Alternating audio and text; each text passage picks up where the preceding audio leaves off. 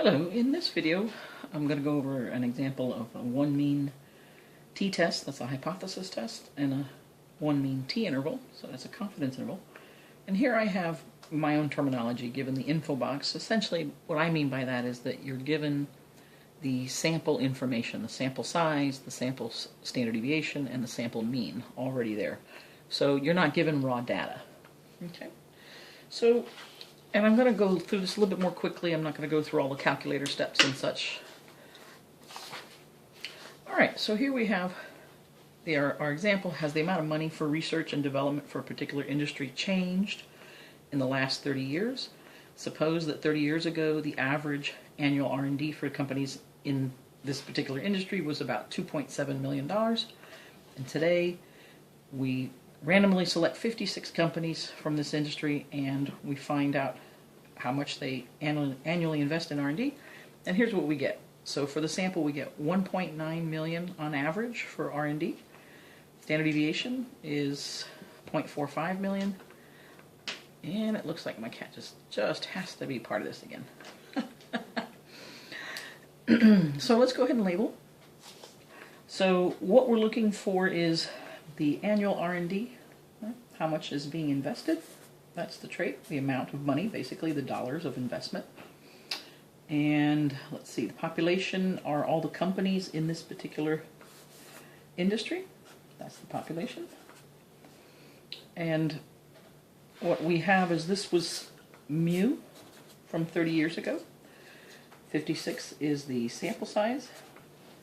And we are given here, this is y bar, this is s, and this is n. That's our info box. And we're asked, has it changed? So this word changed is what's going to be used for our alternative. So we know that that's a not equal to. It's not, we don't use greater than or less than, it's just not equal to. Is it different? So it could be different because it went up or because it went down. All right. So then essentially what we're going to be doing, this is our info box right here. Okay. And we're going to do a hypothesis test to determine if the average annual investment for the companies today, has it changed? And we're going to use a significance level of 3%. That's our alpha. So we might want to add that. This is 3%. Okay. And then we're going to do a 98% confidence interval. All right. So we want to start, and let me start with a bit fresher piece of paper. So we have the null and the alternative is mu, the average annual investment for R&D for these companies, still 2.7 million, right? Understood? Or is it different from 2.7 million? Different can be higher or lower. All right, conditions, I went ahead and wrote these out. So the 10% rule, I mean, if we were able to quickly do a random sample of 56 companies, there's probably way more companies than that. So multiply by 10, do you think there'd be more than 560 of these companies? Most likely, yes. And then the central limit theorem applies. That's for representative sample. So because the sample size is at least 30, it's more than that. Central limit theorem applies. Random sampling, we were told this was that we were randomly selecting these companies. And I don't have independent here. I would think that companies kind of keep track of each other. I mean, I wouldn't necessarily buy into the fact that what one company does for their R&D doesn't affect another. I think it would. So I have not included that there. All right, so once you've got your conditions, then you would want to look at your sampling distribution. And so here you would have 2.7. And then what we want to do here is using our info box, we want to go ahead and find our standard error, which is s over square root of n, and we have all these elements. We have s is 0.45, n is 56, so take the square root of that, and when you do this you get 0.06. Oop, I think I ran off the page there.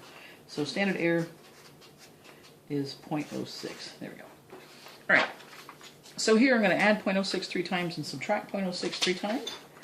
So what we'll get is 2.76, 2.82, 2.88, and then here, 2.64, 2.58, and 2.52. Now we're going to test this and see, is today the average annual investment in R&D still 2.7? And so we take our sample, and when we took our sample, what we got is 1.9 million. So 1.9 million, though, would be way out here. In fact, let me put this over here. Technically, here's our sampling distribution, and our sample is way, way, way out here. So it's like this, shaded to the left, because when you have a not equal to, if your sample falls to the left, shade to the left. When I say falls to the left of the mean. So if your sample falls to the left of the mean, shade to the left. If your sample falls to the right of the mean, shade to the right. So technically, this is just a theoretical shade, and it's not even in the accurate location. So at this point, what I want to do is find the t-score. What are the chances of getting that sample? And really, we know there are no chances of getting that sample, but we'll go through the calculations. So we'll have how far is a sample average of 1.9 from the population average of 2.7 over the standard error. And here we'll get that t is negative 13.3333 standard errors away, which we knew it's like really far away.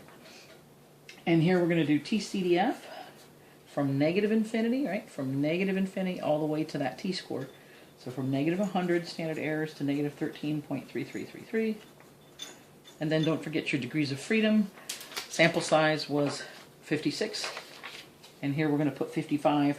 Now, by the way, just in case there's a bit of confusion, like, why am I not using the t-table? The t-table is used for confidence intervals.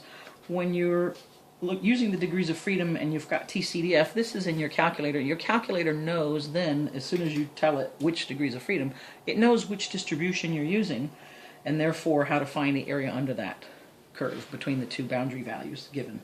So that's why we don't use the t-table. We let the calculator do this part.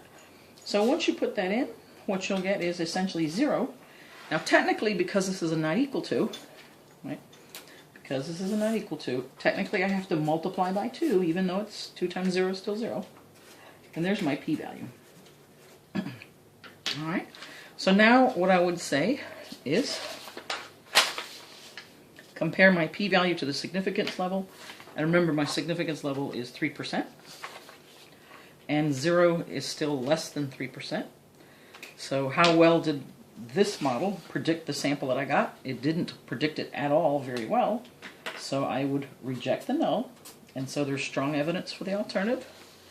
So there's strong evidence that the average annual investment in research and development for all companies in this industry has changed. Or you could say it is different from the 2.7 million level 30 years ago. Thanks so much for listening.